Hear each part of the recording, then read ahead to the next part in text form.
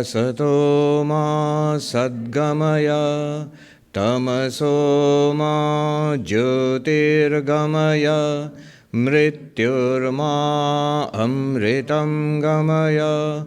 Om Shanti Shanti Shanti. Om, lead us from the unreal to the real. Lead us from darkness unto light. Lead us from death to immortality. Om, peace, peace, peace. Good morning, everybody. Welcome back. Long time, yeah? Welcome back to many familiar faces and some new faces too. There is a little bit of an echo here. I think I can reduce the volume maybe. Can you hear me at the back? You can hear me at the back. Okay. So happy Father's Day. This morning, my phone gave me this news item. 40 silly jokes on Father's Day, 40 dad jokes. And one of those jokes was, it was, what do you call a funny mountain? Hilarious. And silly and corny as that might sound, but I was thinking it goes well with today's subject, the alarming title of Dissolution of the Mind. Manolaya, Manonasha. But it's not alarming. I sometimes think that when they said this, use this term, the ancient masters must have had a joke in mind. Because what you attain upon this so-called dissolution of mind is a hilarious life. I mean, Swami Vivekananda was a very funny man. And people asked him, and when he came to this country, people said, look, you're a teacher of religion, you should be more serious, you know. And Vivekananda answered that, I am serious. When I have a tummy ache, and I am serious. I always think that I am Brahman. But when I have a tummy ache, I say mother. And then he says, half seriously, to a disciple of his, he says, Madam, always have these two sides. Always have these two sides.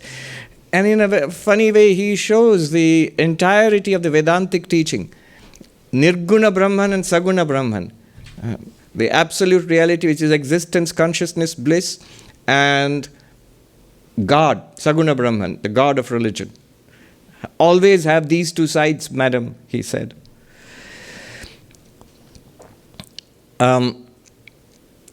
The philosopher Wittgenstein once wrote that he intended to write a whole book of philosophy, which would be entirely jokes.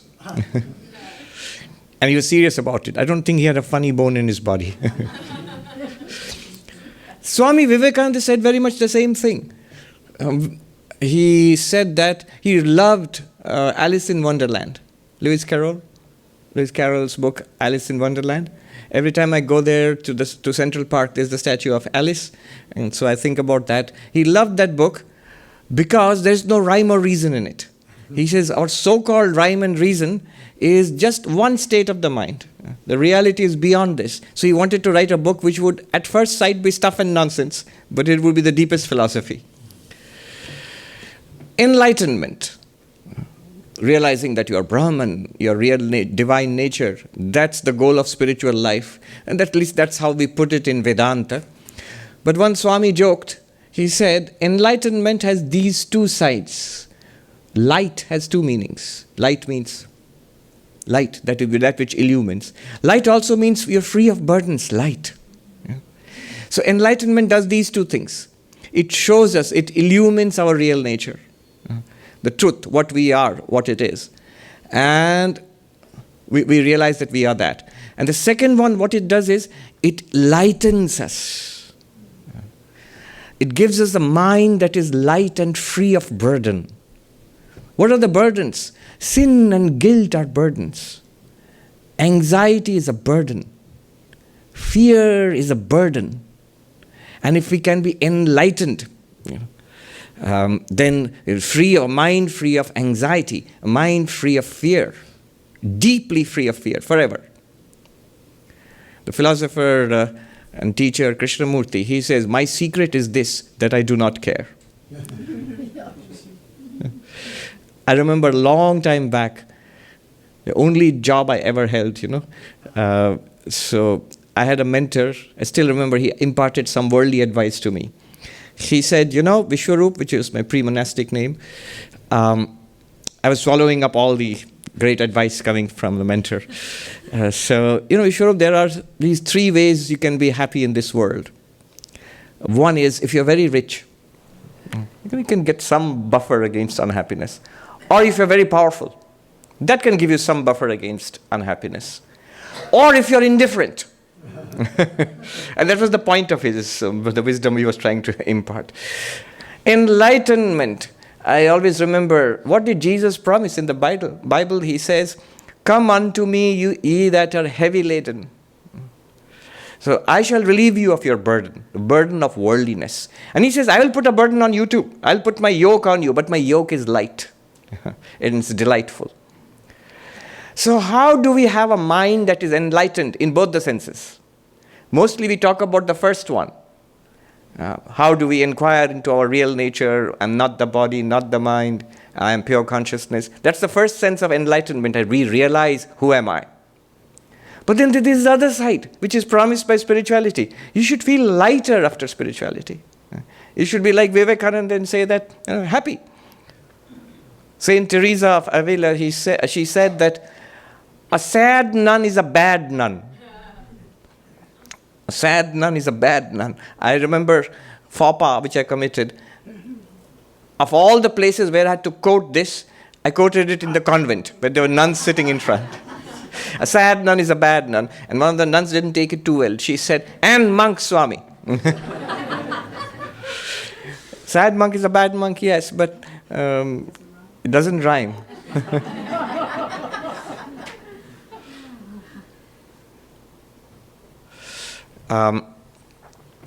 So how do we have a mind which transforms the illumination of enlightenment into the burden-free, the lightening nature of enlightenment? We had a wonderful speaker here day before yesterday. He came all the way from India, from Benares and Himalayas also. Swami Pranab Chaitanya Puri. He gave a talk here in Hindi, which I translated on the fly into English. But a very important talk, especially for non-dualists like us, Advaitins. He said, why is it that after long cultivation of non-duality, Advaita Vedanta, he has talked about, he has seen monks and scholars, pandits, who are thoroughly well-versed in non-duality, Advaita Vedanta, and who have led good lives, apparently disciplined, caring for others, simple, austere lives. And yet, at the end of their lives, they seem sometimes some are overcome by unhappiness, depression. Some are overcome. He gives a startling example of a guru, of a teacher of his, who became an atheist after the end of a very pious life, at the very end of it. And it's shocking everybody. Why does this happen?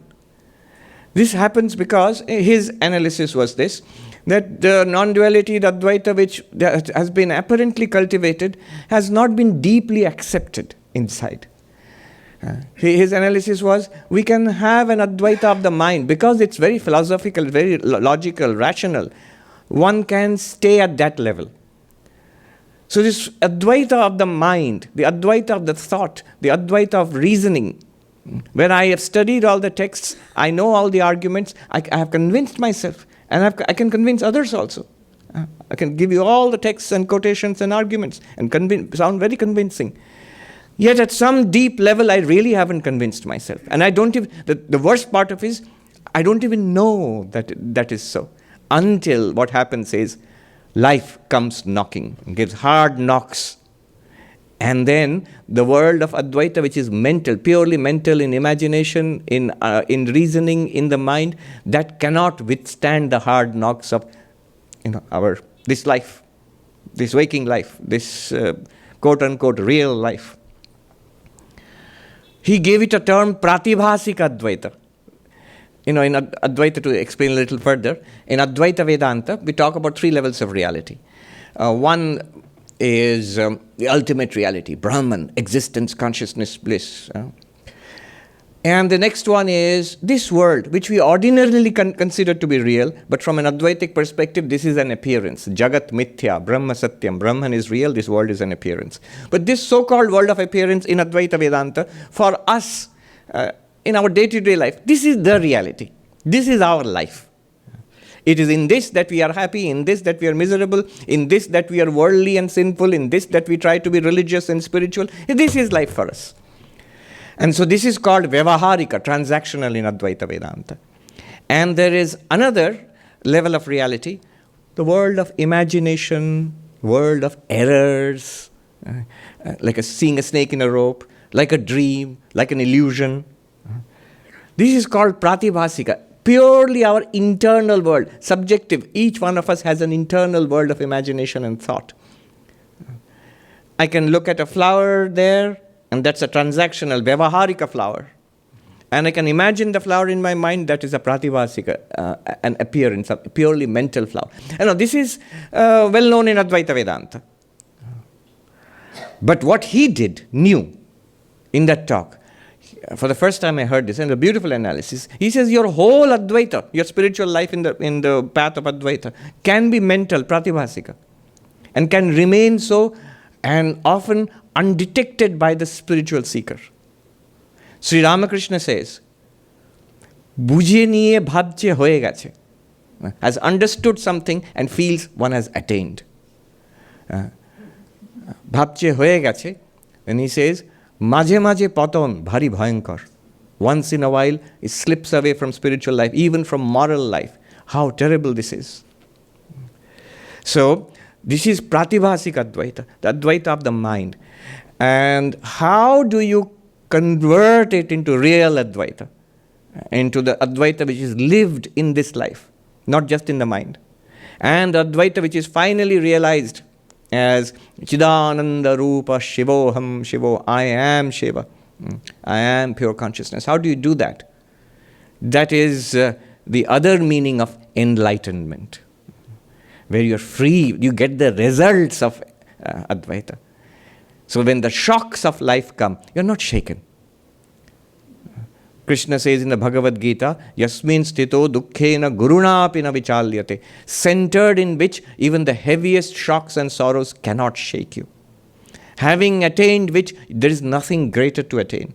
So how do we convert our mental Advaita, our listening to YouTube lectures and taking notes and keeping and yes, reading books, yes, and that is part of it. That is Shravanam. That is actually the basis of Advaita Vedanta. How do we convert that into something that is real, that is enlightening in both the senses, and which will actually help us in life, in day-to-day life? That is the subject today. This is called, it is rather alarmingly called dissolution of the mind, manolaya. The reason being that the book from which I'm drawing today's talk is called The Nectar of Supreme Knowledge, which is an English translation of the Yoga Vasishta Sara, the essence of Yoga Vasishta. And in that book, there's a chapter, Manolaya Prakarana, 4th chapter. And it draws from its parent book, which is Yoga Vasishta, the big book, which is 30,000 verses, whereas the essence of Yoga Vasishta is barely over 200 verses. Now we have an English translation, Nectar of Supreme Knowledge. That's why I am just sampling it. So I've been giving a series of lectures. Today is one more in that series. And in that, the 4th chapter is called Dissolution of the Mind. Manolaya Prakarana, the chapter on dissolution of the mind. And this term comes from the original Yoga Vasishta. There's another similar term, Manonasha, destruction of the mind, even more alarming term. But remember, once we go through this process, not that the mind will be dissolved. Somebody was joking. The ways of dissolving the mind we know. At one time it used to be staring at the television screen called idiot box, and for mind-numbing hours and hours. That's a non-spiritual way of dissolving the mind. Or its modern version, mindless browsing on the internet hour after hour. This is dissolving the mind. And then somebody quipped. Or listening to a mind-numbingly boring talk on dissolution of the mind. That also can dissolve your mind. Now, in the spiritual cell, dissolution of the mind. To make it a little more technical, we will go to Jivan Mukti Viveka, a book written by Vidyaranya Swami, a master of Advaita who lived about 600 years ago in the south of India. He is known better as the author of the Panchadashi, the text which I have often referred to. So in this other text of his, Jivan Mukti Viveka, it is a sort of a manual or a monograph on understanding the goal of Advaita, which is Jivan Mukti. Jivan Mukti is liberation while living. Liberation while living. Where? Here. Not just here. Not just, I have understood that I am Brahman. Won't help. When disease comes, pain comes, failure comes, life draws to a close, this particular life, it won't help. So what will help?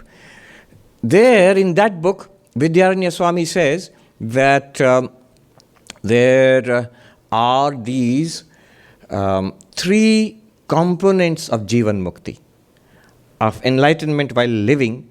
There are these three components, means an analysis. And he's drawing from the Yoga Vasishta, which is the parent book of the book I am using also. And what are the three components? He says, Tattva Bodha. Tattva Bodha means realization of the truth. I am Brahman. I am not the body, not the mind. I am awareness itself. I am consciousness itself. And this consciousness is one and non-dual. That is, there's nothing apart from this consciousness. The entire world, this body, our waking state, our dream state, our deep sleep, it appears and disappears in this one consciousness. So this is the underlying reality of the entire universe and of ourselves. And I am that, you are that, Tattvamasi. When we realize this, when it becomes a living reality, then you call it Tattva Bodha or Tattva Jnana or Tattva Bodha. Realization of the truth. This is enlightenment in the first sense. You get, oh, this is what I am. This is so amazing. If it really happens, then you can call it enlightenment in the first sense. It may not really happen. It may still be a kind of understanding, a kind of intellectual conviction. So it really happens. One Swami put it beautifully, how it happens. How Vedantic study leads to this enlightenment, realization. He was here a few months ago. Swami Anubhavananda Saraswati, the smiling Swami, he gave a talk. He says, when you keep listening to Vedanta, with a teacher, you study with a text, or it could be a YouTube lecture, it could be sitting here, whatever it is. You keep listening to Vedanta. As we keep listening to Vedanta, at one time, the attention turns from listening to the teacher and the text to the listener. I'm listening. You must listen attentively. That itself is an art, how to listen. So I'm listening. I'm swallowing it in. I love it, what the person is saying. I'm listening and listening and listening attentively. At one point, it happens. It turns. Oh, he's talking about me. All this is about me. Here, now, I see it. Dramatically. It's a twist which happens. It refers back to me. It's like the 10th man. I am the 10th man. You know the story, 1, 2, 3, 4, 5, 6, 7, 8, 9, 10. So that turn it happens. And that is called self-realization. Tattva Bodha. But according to Vidyaranya Swami and this Yoga Vasishta tradition, that's not enough to be enlightened. The test of enlightenment is, are you free of sorrow? Have you solved your personal problems? At least, not the problems of the world. Have you solved the personal problems? Have the claims of Vedanta been proven? Vedanta says dukkha nivritti, atyantika dukkha nivritti, which is a Sanskrit term meaning complete transcendence of sorrow. Problems will keep coming from the world, but it does not affect you. You have transcended that sorrow. You have attained that which, from centered in which even the heaviest of sorrows cannot shake you. So have you attained that? Paramananda praptischa, and deep, lasting, limitless fulfillment, that which cannot be exceeded. Have you attained that? Do you feel it? Is it hilarious? If it is not, by the way, just a little footnote. Somebody might say, oh, enlightened one feels it's hilarious, so starving children and people dying in wars is hilarious. there is no space for snarky comments like that. It is the enlightened ones who have genuine compassion and sympathy for the suffering, not us. We are hard-hearted people. I have seen people who say, "No, I feel so much." Yes, I've seen people who feel so much who burst into tears at the reading of or looking at the television pictures of some suffering person across the world, but who would be nasty to the person sitting next to them in the couch. That is not compassion. It is sentimentality. And that sentimentality does not cannot overcome that person's selfishness. Notice, that sentimentality is never transferred into action. Doesn't do the slightest good to anybody else, neither to themselves, not to anybody else, especially not to those around them. Whereas, when there is a selfish desire, when we want something, we are up and doing. But somehow our great sympathy for others doesn't make us do anything, except express that sympathy and really, really feel and cry. No good. That's not Vivekananda, for example, who found life hilarious, but also set in motion this tremendous machinery. Just think today, here in the Vedanta Society of New York, we are not healing the sick or feeding the hungry, but we are proud to belong to this worldwide organization set in motion by Vivekananda, where thousands and thousands of people for the last century or more, and the sick are being healed, the hungry are being fed, the uneducated are being educated. Tens of thousands, hundreds of thousands. I'm so glad that the monks and devotees of the order are doing this tremendous work. That's compassion. Sometimes people ask, if the old question about if God exists and then why is there so much suffering in the world? What is the answer to that? Every religion has answers, and I have a list of 23 or 24 answers, not mine, but Professor Arthur Herman, he's a professor of philosophy at Hawaii University. He wrote this book, The Problem of Evil in Indian Thought. What is the response? But he has got a list of 24 answers to this question. If you are interested, you can look it up. You will not be impressed by most of the answers. It's collected from all the religions of the world and all the philosophies of the world. But the first answer, if people ask me, the first answer I say, before you give those 24 theories, the first answer is the annual report of the Ramakrishna Mission, where you say the hospitals and the schools and the disaster relief, and that should be the response. So, hilarious doesn't mean is heartless. This is a person who can enjoy life and who can have tremendous sympathy for the next person, for the suffering person, and sets in motion a machinery which, till today, that's why we are sitting here. Whether it's spiritual service, service to the hungry, service to the illiterate, service to the poor, this service. That is the answer to the problem of evil. So, that is one, illumination, realization that I am Brahman, which makes life hilarious, the funny mountain. But also, the teacher says, you must get the results of it. And to get the results of this illumination, the second meaning of enlightenment, light. Enlightenment, light. The burden is gone. Life becomes hilarious. You genuinely feel compassion for others and all of that. For that, two more components are necessary. The two components, Vidyaranya Swami says, are called Vasanakshaya and Manonasha. The complete eradication of worldly desires, worldly and otherworldly desires, and this dissolution of the mind, which is what we're going to talk about today.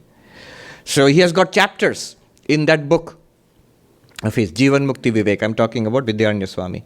So there's a whole chapter on inquiry. Who am I? That's the standard Advaita stuff is there. The first meaning of enlightenment. Oh, I realize, I get it. It's lit up. The second meaning, the two other chapters on Vasanakshaya, eradication of desires, and up to it's not just giving up the cookie which I like, up to giving up the highest heavens. I do not desire anything in this world, nor indeed in other worlds. You say, we are very casual about dismissing it, Say, oh, I don't want anything in heaven. I don't want heaven.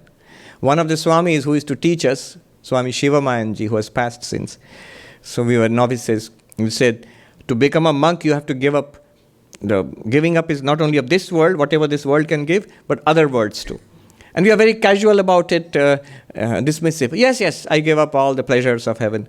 He said, you can't give up a cookie and you're saying you're going to give up the pleasures of heaven. Why do we say that? It's because the modern man, the modern person doesn't believe in those heavens. You don't believe they exist. That's why you're so cavalier about it and say, I give it up. I don't want it. That was the whole temptation of Nachiketa in Kathopanishad. When the Lord of Death, Yama, says, whatever you want in this world, kingdom still, life, you can live for 100 years and rule over kingdoms. And if this is not enough, the joys which are available not for mortal man, but in other worlds, in heavens, which human beings cannot even conceive of, all of those will be yours. So, that is the eradication of desires, vasanakshaya. But then comes another chapter, which is the dissolution of the mind.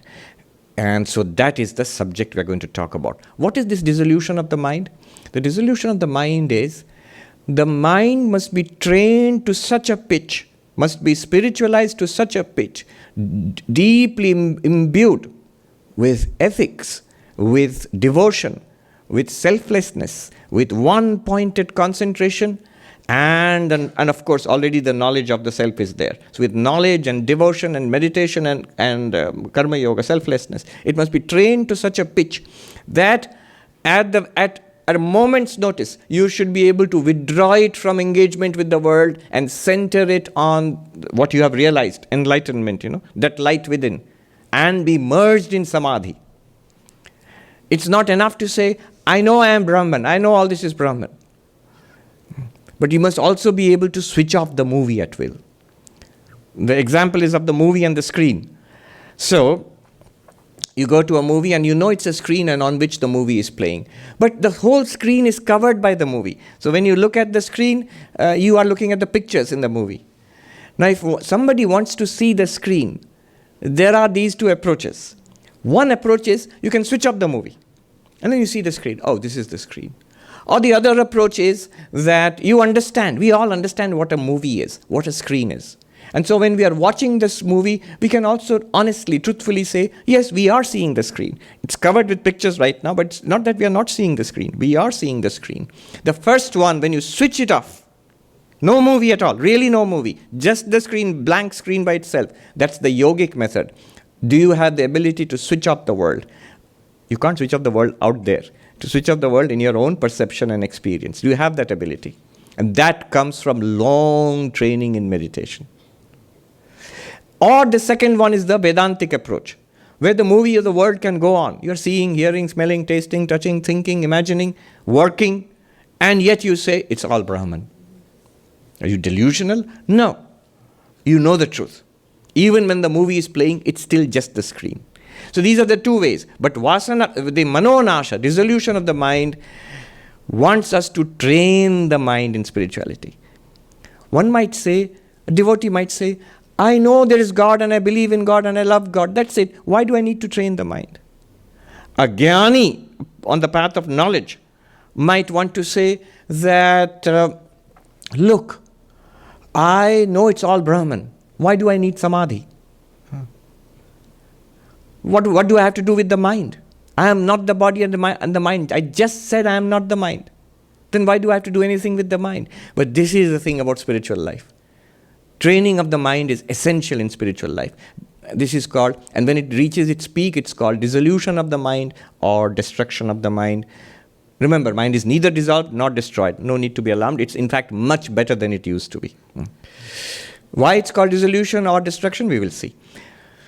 Sri Ramakrishna was once asked by Swami Turiyananda, I've told this story ad nauseum many times, that when he had throat cancer, sir, are you suffering? And Sri Ramakrishna said, yes, it hurts. And then Swami Turiyananda said to him, but I see, sir, that you're in great delight. And Sri Ramakrishna said, oh, the rascal has found me out. So this story everybody knows. Somehow in the middle of cancer, terminal cancer, he's still in great delight. But then there is a second time he asked that. The second episode is not often mentioned. Another time, Swami Turiyananda Harinath, he asked a more precise question. Sir, what is going on now, this cancer, the pain, do you feel it? And Sri Ramakrishna said, what kind of talk is that? Does the body ever become a sadhu? It's the mind which becomes a sadhu. Shorir kakhono sadhu hoy, moni sadhu hoy. See, the Atman is already a sadhu. Sadhu means a holy person or whatever. I mean, generally, it's perfect. The Atman, pure consciousness, or if you're a devotee, God, is always sadhu. There's no problem there. The body is always changing and subject to birth, change, and destruction. It will never change. It will never be perfect. It's not designed to be. There's no such thing as a perfect body. No matter what the gyms tell you and all. Every gym and yoga studio is advertising a perfect body, but there isn't, and we all know that. A body will always deteriorate. If you do a lot of yoga and gluten-free, then it will deteriorate less, but it will deteriorate. So it is the mind which has to be spiritualized. This is the subject today. The dissolution of the mind or the manonasha is better, what Sri Ramakrishna's words, moni sadhu hai, this spiritualization of the mind. Now the path of yoga, by which I mean the path of meditation, is the path, the par excellence of the dissolution of the mind. That is basically the whole sadhana in yoga. So we'll begin with that, but we'll see dissolution of the mind in other paths also. So the yoga is very clear. What you do is, the mind is flickering all the time, and that's the problem. And we focus the mind till it becomes immersed in samadhi. Now the mind in samadhi is not a sleeping mind. The mind in samadhi is not a dull mind. It's actually the most alive mind. It's the most alert mind. The mind is the most alert mind, most awake mind. So in the Yoga Shastra we read, Yoga Chitta Vritti Nirodha. What is yoga? Yoga is the cessation of the continuous movements of the mind. Chitta Vritti, all kinds of movements.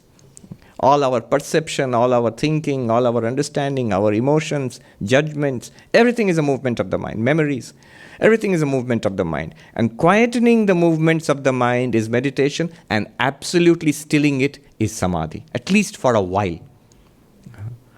So yogas chitta vritti nirodha. And the peak of samadhi is technically it is called asampragyata samadhi. So this is all yoga. In which what happens? What happens then? Tada drashtu swarupe avasthanam. That I am pure consciousness is realized at that time. When the mind is stilled, then I realize that I am pure consciousness. What happens when the mind is not still? Right now, for example, we are listening, hopefully. We are thinking, hopefully. So when the mind is not still, what is happening? Vritti sarupyam itaratra. The Yoga Sutra says the consciousness is apparently, within quotes, identified with the movements of the mind. So like that right now, I don't think that I am pure consciousness. I'm thinking I am the one who's listening to this talk. I am the one who's thinking. I am the one who's remembering. So we become, the consciousness, has become occluded, hidden by these movements of the mind. And the only way of appreciating that I am pure consciousness, the yogis say, is to quieten the mind and then finally silence it in samadhi. Once you have realized it, and silenced it in samadhi, you realized you are pure consciousness. You are what is called the sakshi or the witness consciousness. So this is the yogic approach to dissolution of the mind. And they are absolutely valid. In fact, Vidyaranya Swami says in Jivan Mukti Viveka, this must be mastered. This must be mastered. If you want to attain Jivan Mukti. A question may arise. Suppose I have the first sense of illumination, enlightenment. I have a clear understanding I am Brahman.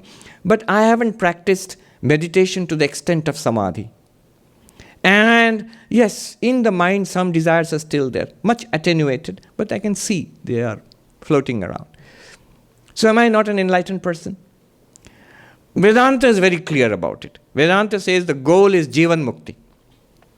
You must get the result of enlightenment. If you don't have the result of enlightenment, if your mind is still disturbed and shaken once in a while, you have a way to go. You may have realized that you are Brahman, but you need to complete the course. The eradication of desires, of this worldly and otherworldly desires, and the ability to immerse yourself. If you are Brahman, you must be able to still yourself in Brahman. With eyes open, with eyes shut. But with eyes shut, yes. Not just with eyes open. It's cheap to claim, it's the same. With eyes shut is Brahman, eyes open is Brahman, so I'm always eyes open, That can easily deteriorate into self-deception and materialism. So you must be able to get rid of the whole world as a matter of experience and remain stilled in awareness only. This is called dissolution of the mind, manonasha, from an yogic standpoint. Chitta vritti nirodha samadhi. Sri Krishna also supports this. In the Bhagavad Gita, there is a description of the enlightened one, Sthita Prajna, whose wisdom, whose enlightenment, first sense of enlightenment is established. See, first sense of enlightenment, I realize I am Brahman, but that has to be Sthita, established. Otherwise, there's always a complaint. I understand it in the class, Swami, but after I leave, it's all gone. Or it's fine in the time of meditation, but after that, it's gone. That Swami who came here, Pranab Chaitanya Maharaj, he was saying, see, Advaita, when he was joking, that when I began my spiritual life, I kept Advaita confined to my meditation. In meditation, it's Advaita. With the eyes open, this is dualistic. But no, Advaita spilled over. Then I thought, all right, with eyes open, but eyes open when I'm studying Vedanta, or you can extend it to listening to a Vedanta talk, then it is Advaita. But rest of the time is dualistic, is worldly. No, you cannot do that. If it is non-dualism, it must be with eyes closed and eyes open. So to make it with eyes, but for that eyes closed Advaita is very important. Sri Krishna says in the Bhagavad Gita, the second chapter, the characteristics of the enlightened one, the one whose wisdom is established. He says, Kurmanganiva, just like a tortoise is able to withdraw its limbs. And there are tortoises there, or turtles there. If you scare it, it immediately withdraws. Like that, like flipping a switch, you can switch up the light and fan. Like that, flipping a switch, we must be able to withdraw from contact with the world. Otherwise, we are slaves to the world. Something is there, we must see. Something is heard, immediately disturbs our minds. Swami Vivekananda says, slave to a good word, slave to a bad word, and goes on. It's a whole powerful sequence. He says, we are enslaved by the world. Why should we be so?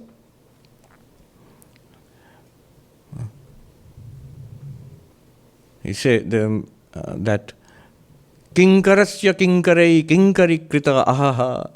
He says, alas, alas, kinkara means servant. Kinkara means servant. By the servants of my servants, I have been made a servant. Alas. I am pure consciousness. Who is my servant? The mind. Who is the servant of the mind? The five senses. And who am I now? The servant of the five senses. You must see that movie. Yes, I'm going to see the movie. You must taste that food. Yes, I'm tasting that food. Yeah. You must talk to these people. Yes, I'm talking. Hello, hi, and going on. Why? Why? You must look at the mobile phone, what message has come, all nonsense. But you must look. I've been made a servant. Kinkar, a servant. By the servant of my servants. By the servants of my servant, I've been made a servant. Alas. No. Krishna says you must have the ability to withdraw. Eyes want to see, I will not see. Ears want to hear, I will not hear. The mind wants to chatter, I will not listen to the chatter. Silence. And then the truth beyond the silence is revealed. This is chitta vritti nirodha. One and primary meaning of manonasha, of dissolution of the mind. Literally the mind is dissolved or stilled. Now it's not damaged. It's in fact a great rest for the mind. When the mind comes back after that, again starts working, it will be a very luminous mind. A very alert mind, very sattvic mind. It's a wonderful mind. This is what Sri Ramakrishna said, Moni Sadhuha. The mind has become a sadhu then. But to this, the Bhakti Yogi says, what nonsense. Chitta vritti nirodha, sit quietly. Dumb. The Lord has given me a mind to think. The Lord has given me a heart to love and feel. Why should it be an obstacle to God realization? It's not an obstacle to God realization. I will not sit quietly. I will not still the thoughts in my mind. No, I shall think of my beautiful Krishna, of my beautiful Sri Ramakrishna. I shall sing and clap my hands and dance. No chitta vritti nirodha. Why? I shall decorate the image or the picture of Sri Ramakrishna. I shall perform daily worship of my chosen, my beloved. I shall adore. I shall love. That's what the mind is meant for. That's what the heart is meant for. And that is also dissolution of the mind. That's also dissolution of the mind. Not literally, but that mind which is absorbed in the Lord, that mind is a sadhu mind. And this in many ways is a much sweeter, in some ways, quote unquote, easier approach than Chitta Vritti Nirodha. Chitta Vritti Nirodha, if you see the book which I was studying, the Nectar of Supreme Knowledge, there's a verse, sit ramrod straight. Not a good idea, but anyway, sit ramrod, clench your teeth, bite your lip, the upper lip, the lower lip, and close your eyes. And do not move until the mind is stilled. I mean, that's the idea is that. Don't do that actually, because no yoga teacher will tell you that, because it will tire out the body. But it shows the determination. Sri Ramakrishna used to say that when I would sit for meditation, I would hear the clicks as if all my joints are getting locked. Until the amount of japa and the meditation I was supposed to do is over, I will not be able to move even if I want to move. Then I would hear the clicking sound of the joints being unlocked, then I could get up. Now that's a powerful mind. It's a mind only. It stills. Decide to still the body, it will be stilled. Still the mind, it will be stilled. Another time he says, when I sit to sit for meditation, a being used to come out of me with a trident and threaten me to, until I finish the meditation, I should not move. So this is just a powerful mind. But here the devotee says, I shall sing and dance and laugh and chant and worship and love my Lord, the Lord my God, in as many ways as possible. This is also dissolution of the mind. And a beautiful way of dissolving the mind. The mind is ever immersed in divine bliss. This is also enlightening. Second sense. The karma yogi says, no chitta vritti nirodha for me. I shall engage in service of God in all these forms, in the divine, to feed the Lord. Swami Vivekananda says, my God the hungry, my God the poor, my God the illiterate, my God the wicked, my God the wicked. In all these forms, the Lord is coming before me. How shall I worship? Not with flowers like the Bhakti Yogi, with incense and singing and clapping. No. With service. With food to the hungry. It's an offering. It's a puja. With education for the illiterate. With aid for those who are afflicted by storms and earthquakes.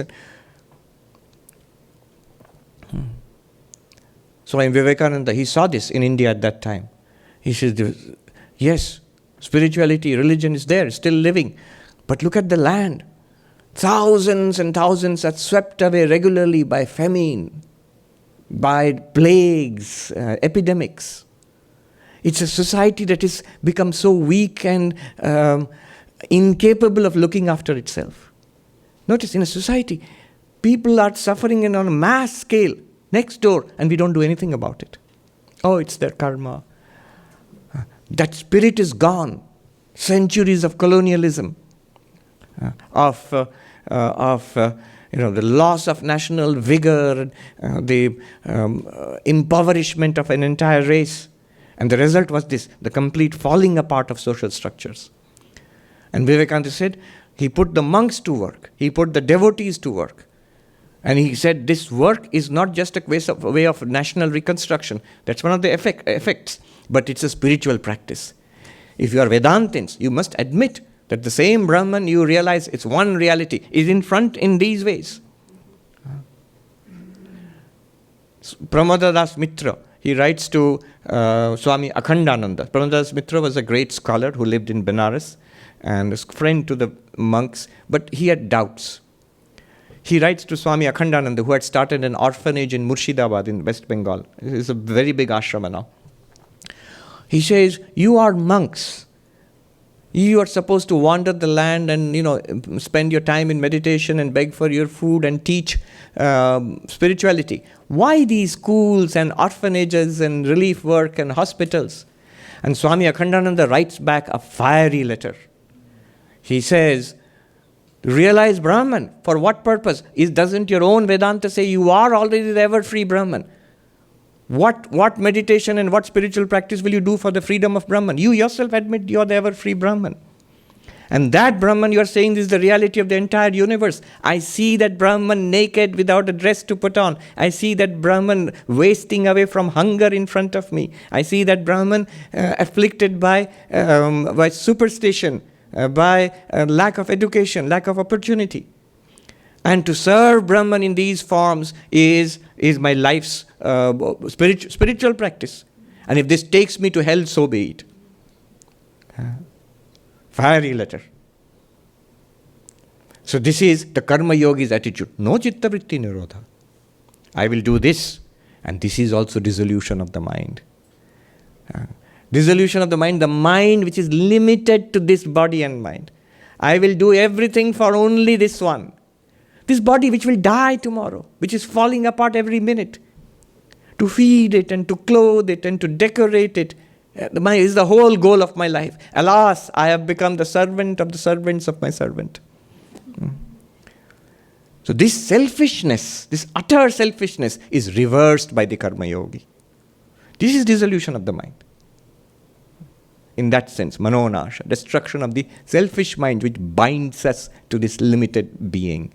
For such a selfless mind, a mind purged of selfishness, the realization that I am Brahman is a matter just like that. They say in the palm of your hand. It's very easy. That is dissolution of the mind. Now, if you have had a sense that I'm building up to something, you are right. We come to dissolution of the mind in Vedanta, in the path of knowledge.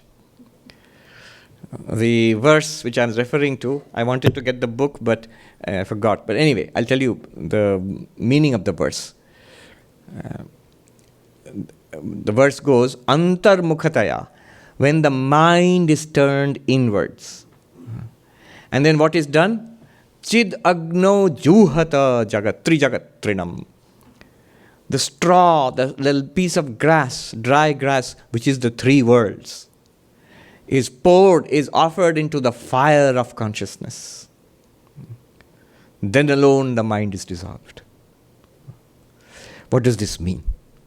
This is the Vedantic way. It's a very poetic way of putting it. Here, the imagery is of a Vedic fire sacrifice. So a big fire is lit and the priests offer ahuti into it. Swaha. You are going to do the same thing. The fire is already lit. There's an eternal fire. It's called pure consciousness. Offer the three worlds into it. Offer this body into it. Offer the senses into it. Offer the mind and thoughts into it. That is dissolution of the mind. Merge the world, body, senses and mind into pure consciousness. Dissolve the world, body, senses and mind into pure consciousness. How we shall do that, we'll see. But 2 points which the book mentions. So this book I'm referring to, the Nectar of Supreme Knowledge, from which I've drawn today's talk. It's enriched by a lot of notes by Swami Dhireshananda, the translator. So a lot of information about Advaita Vedanta. So here he makes 2 points. He says, look, he wants to distinguish between the primary understanding of the meaning of dissolution of mind, which is the yogic understanding. In Samadhi, mind has stopped, actually stopped. The world has disappeared. It's there, but you don't experience it. The body has disappeared. It's there, but you don't experience it. And the mind is stilled. Only awareness, you are centered in awareness. That is called Samadhi. Now, there, the footnotes mention 2 points. 1 point is a quotation from the great Advaitic master Madhusudana Saraswati. He's one of the greatest post-Shankara Advaita masters. He's famous for his book Advaita Siddhi, which is very heavy duty. Somebody called it a brain fryer, which is a response of the post-Shankara Advaitins to their dualistic critics. But he's also well known for a massive and wonderful commentary on the Bhagavad Gita. Gudhartha Deepika, the lamp of hidden intent. The lamp of hidden, Gudhartha Deepika. And just, it might interest you, we're actually studying that at Harvard University. There was a Bhagavad Gita class which I attended, and Professor Clooney was teaching it at Harvard Divinity School. And the text, the Gita, was studied with the commentary of Madhusudan Saraswati.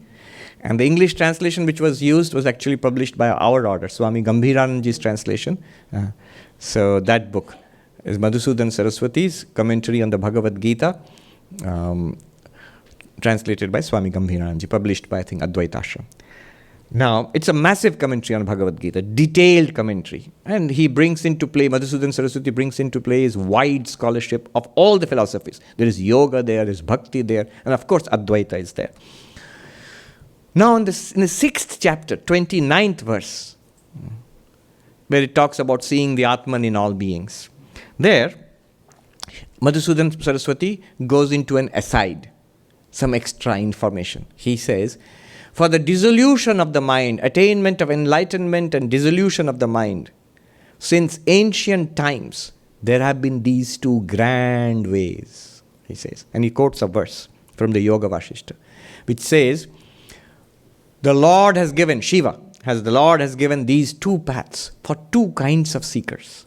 Not advanced and lower, two kinds of seekers. What are these two paths?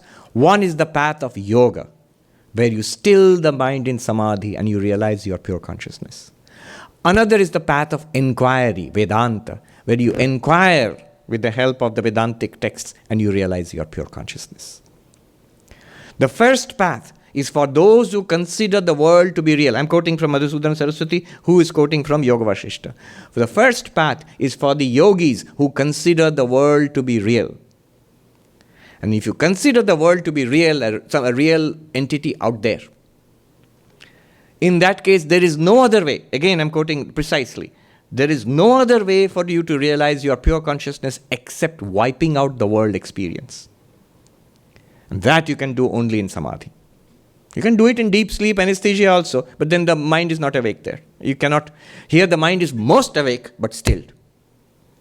So awake and stilled. For the yogis, there is no other way. And then he goes on to say, now it's Madhusudan Saraswati speaking, but for us, the followers of Vedanta, those who are on the path of the Vedas, the Vedic path, the master, our revered master, Acharya Shankara, has shown us how through self-inquiry one can attain the realization that I am Brahman, I am pure consciousness.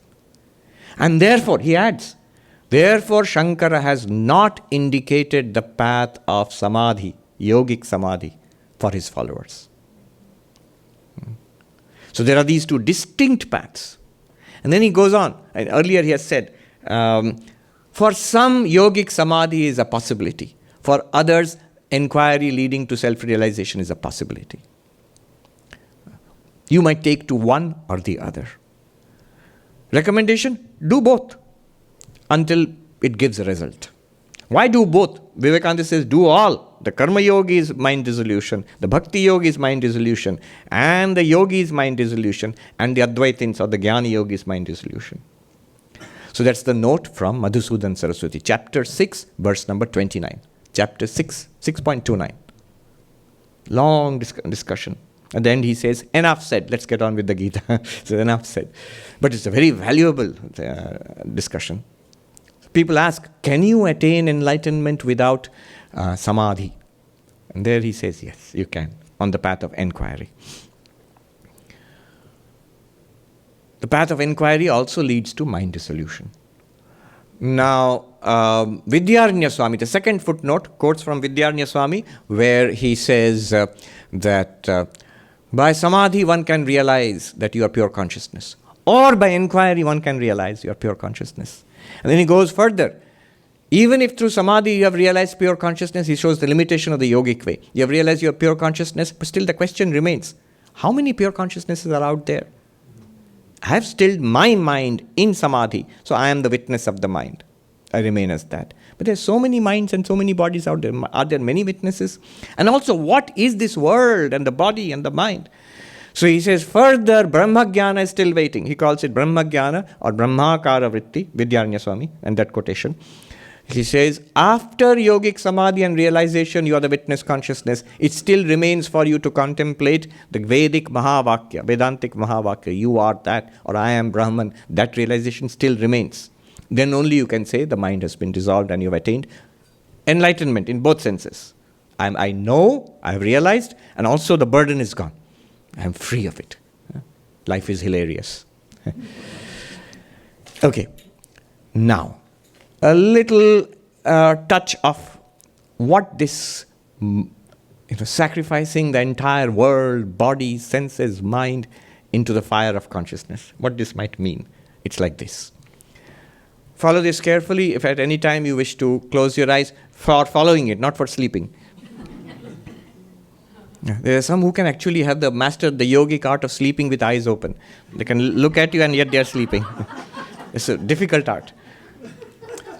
But this is, as the verse says, antarmukhataya, inwardness. And inwardness is really helped by closing the eyes or looking down, so that the eyes don't... I was reading, the neuroscience shows that the moment your eyes open, a big part of the brain kicks in and a lot of activities start.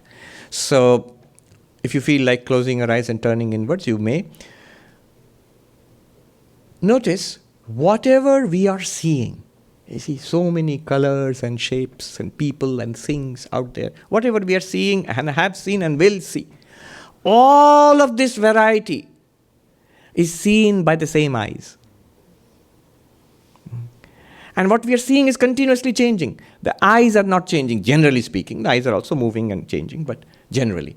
So the seer is one, not that we are one-eyed, one organ of vision, and unchanging relatively. What we are seeing is many and continuously changing.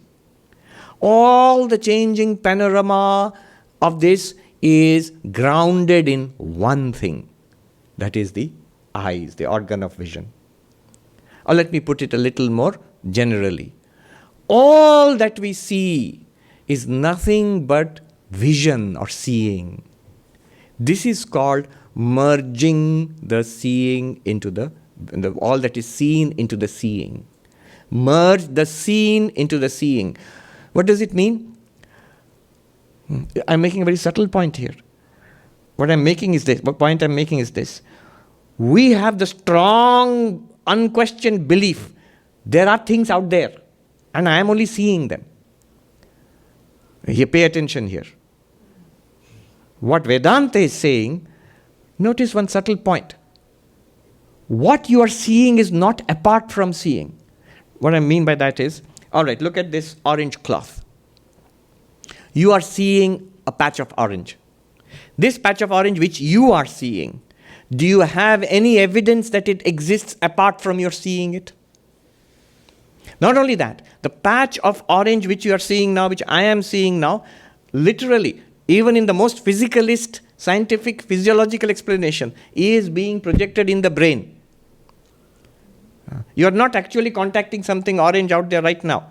It's whatever is going on, the final result is, I feel I'm seeing an orange patch, an orange cloth. Right? So this orange cloth is entirely internal to you. It's not a cloth outside. That comes later. That is a whole assumption, a materialist assumption. But what we are actually experiencing literally right now is internal to us. In a physicalist way, it's internal to the brain, and in a phenomenological way, I'm using the philosophical terms, it is internal to our experience. So when I say the seen is nothing apart from your seeing, I literally mean it. There's no cloth apart from your seeing the cloth. So all that we see is just part of our seeing. This is merging the idea of external objects back into the vision. Into the fire of vision, I offer all that is seen. Into the fire of hearing, I offer all word, sound, music, noise. I offer that. Similarly, taste. This one tongue is the basis of all that we have tasted and all that we can taste. Similarly, smell. Similarly, touch. Into the fire of the senses, I pour the external world. This is a very big move. If one can understand this deeply, it's a revolutionary way of thinking. Normally we think, there is the external world, with my five senses, I'm experiencing it. But we are saying now, there is no external world apart from your five senses experiencing the five sense objects. Your so-called external world is colors and shapes, is touch, is sound, is smell, is taste.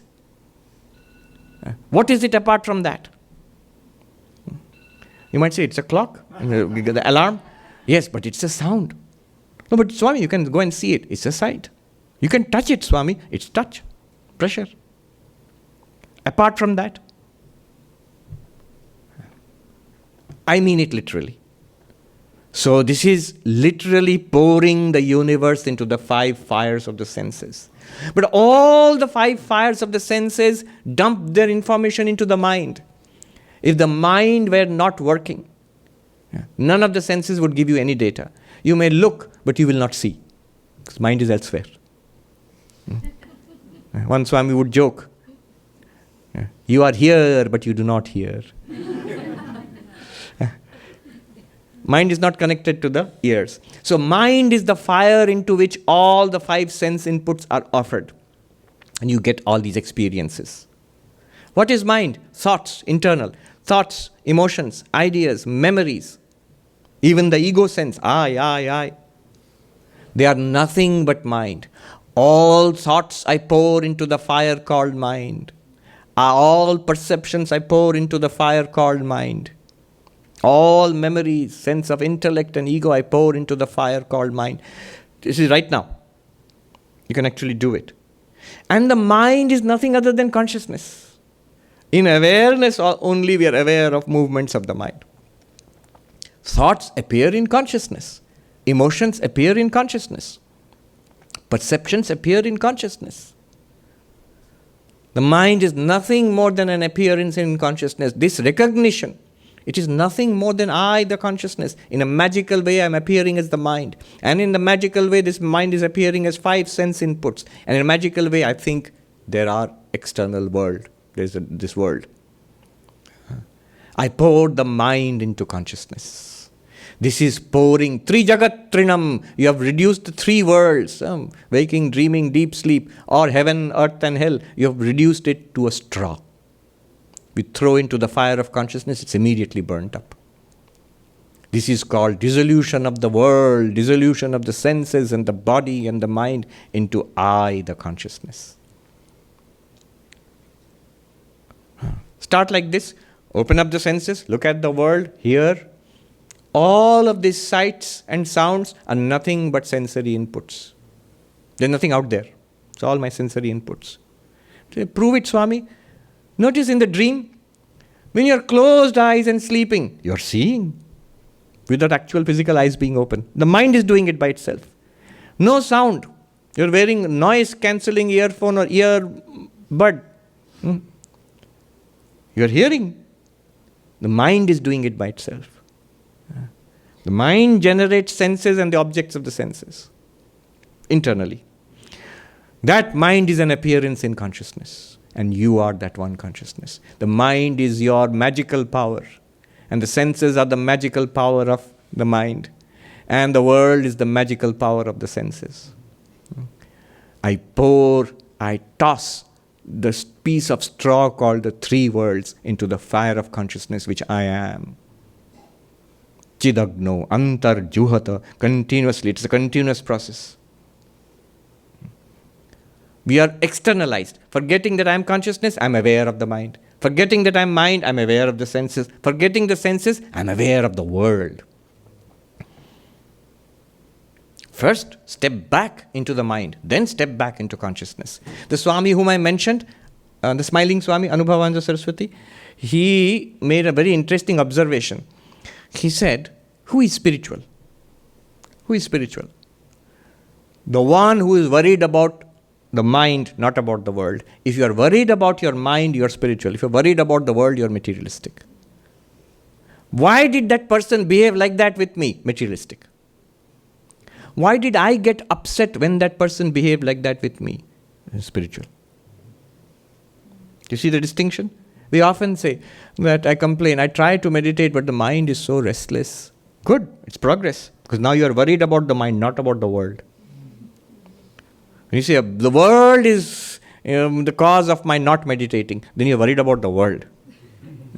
But I am trying to meditate, but my mind is so restless, you're worried about the mind. That's progress. The exact words he used were, जगत की चिंता करना मन का काम है, मन को प्रकाशित करना साक्षी का काम है. आप कहाँ बैठे हो सोचिए जरा. To consider, to contemplate the world, to consider the world, to process the world is the job of the mind. To illumine the mind is the job of consciousness. Where are you sitting? If you're continuously thinking about the world and people and problems out there, you're sitting in the mind. If you are worried about the mind, why the mind is getting upset, why the mind is restless, why the mind is not interested in spiritual practice, you're sitting in the Sakshi, witness consciousness. So just words to encourage us, but good point. It's an interesting point. This is saying the lowest kind of person is interested in other persons. A higher mind is interested in events, but the best minds are interested in ideas. Notice, you have gone from person to something impersonal, events. There's still world. Then higher is ideas. If you consider the ideas, you're sitting in the Sakshi. That's an improvement. This is called dissolution of the mind. Offering the world into the senses into the mind into consciousness. The eyes are a fire which is burning. Recognize that and offer everything that is seen. Even while you're seeing it, offer it into the mind, into the eyes means what I'm seeing is nothing different from seeing. What I'm hearing is nothing different from hearing. It's part of the hearing. Just like when you see or hear in a dream.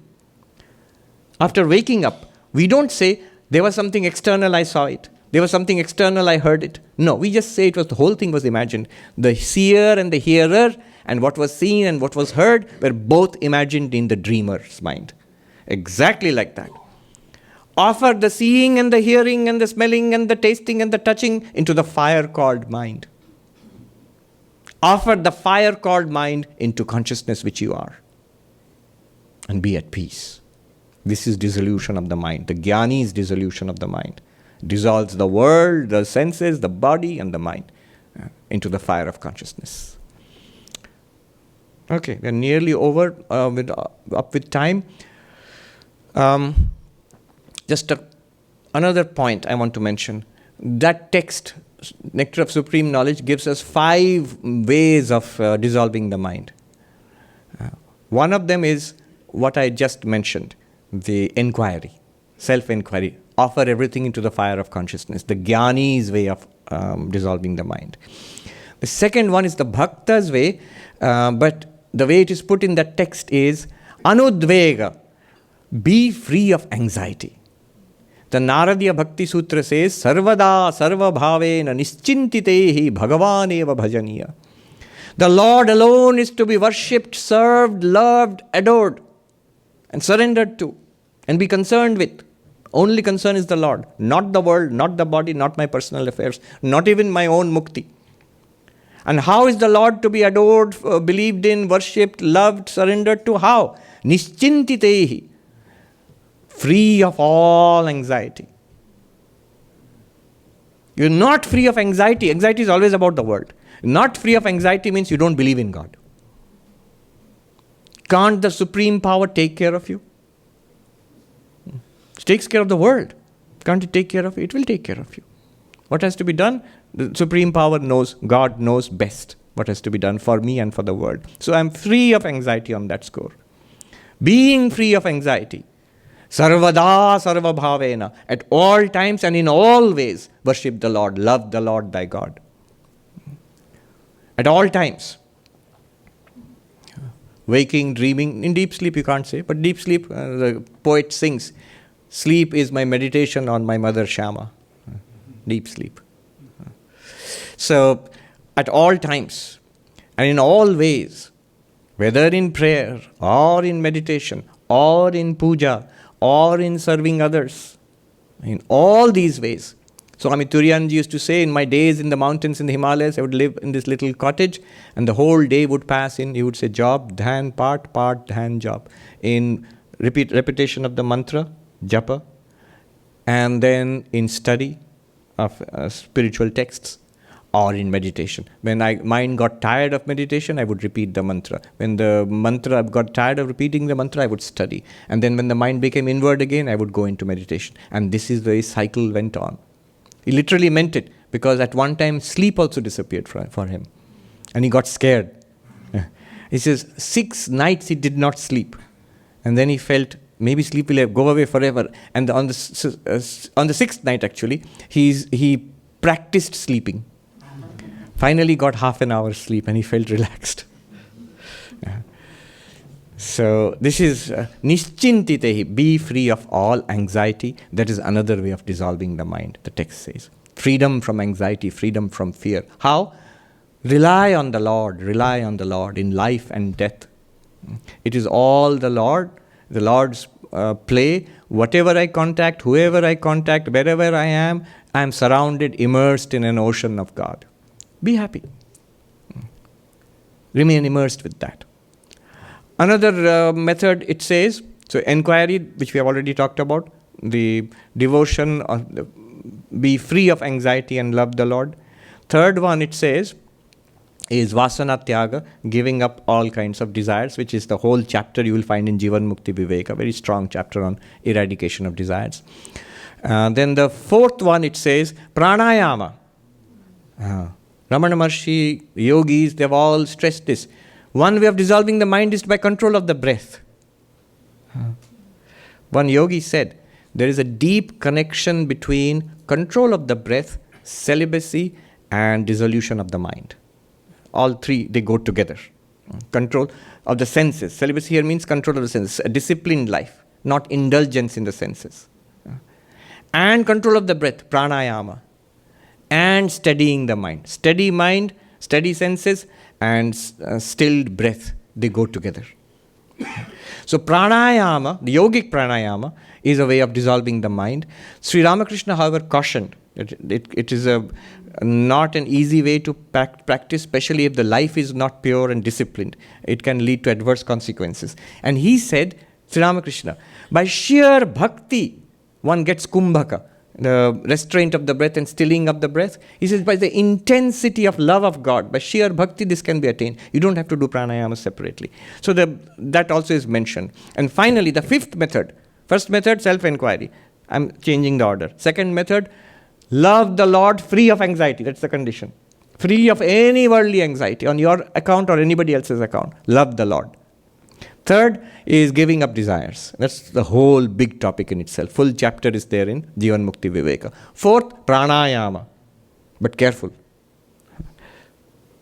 I have seen a dear friend of mine literally losing his mind because of excessive practice of pranayama without the requisite purity of life and food, routine. All of these things are very important. And the last one is very interesting. He says satsanga, the company of the holy, of the enlightened, of the sangha of people who are spiritually far ahead of us. If we go to them, their company is very useful in stilling the mind. Stilling the mind. Swami Sarvapriyananda writes, when the disciples would come to Sri Ramakrishna, he would sometimes touch them on the part of their body like chest, or sometimes he would touch the tongue. He would say, stick your tongue out, and he would write something. And then that person, the description by Sarvapriyananda is unique, very indicative. The mind would withdraw from sense objects, and it would turn inwards. Antarmukhataya, you see. Sarvapriyananda is saying, by the touch of, just the touch of Sri Ramakrishna, it would turn inwards. And then he says, the accumulated impressions of past lives, spiritual practices and experiences would be activated. And the person would realize God. I'll give you 3 examples and end. How this company of the holy, this is the maximum, the limit, and not that everybody's company will, every holy person's company will give us that, but this is Sri Ramakrishna's company. And those also selected people, not everybody. There's some people who would come, he would say, have you seen the temple? Go and see the temple. And he would say sometimes, go and eat something and see the gardens. And sometimes they would be eager, but he would turn them away. Or sometimes they would not be eager. There's this funny story of people who would come in a boat to the temple garden, of 2 friends who came, and one person was very interested in what Sri Ramakrishna had to say and was sitting and listening. The other person said, when will we go? When are you going to leave? And he says, a little more, let me listen to him a little more. And this other person says, well, I'll go and sit in the boat. He doesn't even want to listen to Sri Ramakrishna. It is very interesting. But those who were select disciples, he saw their potential, he would do this for them. So Niranjananandaji, Swami Niranjanandaji comes and asks for a mantra. Can you initiate me? And Sri Ramakrishna says, stick out your tongue, and he writes something and says, repeat, tells him the mantra and says, repeat it. He says, my mind immediately became absorbed and I couldn't stop repeating the mantra. He says, in a daze I went home. I was overflowing with bliss. And when I sat for meditation, when I got up, all the time the mantra is repeating itself, and especially if I sat for meditation with eyes closed, the whole room in the dark, it seemed to be full of fireflies, the lights flashing everywhere, and this mantra going on, reverberating within me effortlessly, choicelessly also. I couldn't stop it. After a few days, I thought I'll go out of my mind. And I went and told Sri Ramakrishna, and he laughed and he said, that is ajapa ajapa. The repetition, the mantra repeats by itself without any effort on your part. That's one. Then two more examples. One is the Vedantic way, one is the devotional way. But both, how the mind is pulled in towards God. Swami Turiyananda was very interested in Advaita Vedanta. And he used to go to Sri Ramakrishna. And he became, but at the same time, he started reading Vedanta books. There was no YouTube at that time, but textbooks were there. So he was reading, he bought these books, and he spent a lot of time studying them. Then, one day Sri Ramakrishna asked, I don't see that young boy, Harinath, anymore. What's he doing? Oh, he's studying Vedanta, Advaita text. Oh, good. Few days later, the young man turns up, and Sri Ramakrishna said, hello there, I haven't seen you for a while. I hear you have been studying Vedanta. Well, that's very good. But tell me, what does Vedanta say? Does it not say, Brahma Satyam Jagat Mithya? Brahman alone is real, the world is false.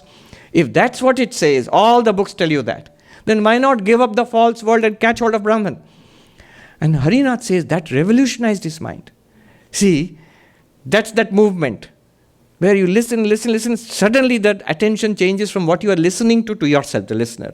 It changes from the arguments, the shlokas, the verses, and the beauty of the arguments, and all of that, and how I get it, it's all interesting, to suddenly, wow, this is real. Here is the reality. The rest of it can be let go. So the tremendous change, it came over his mind. Swami Turiyananda. The third example is of Swami Ramakrishnananda, Shashi Maharaj. He comes to Sri Ramakrishna as a young man, he becomes a disciple, and he loves studying. And one thing he loves studying, he gets a fascination for Persian poetry. So he wants to learn Persian in the original. And he buys those books also and starts learning Persian.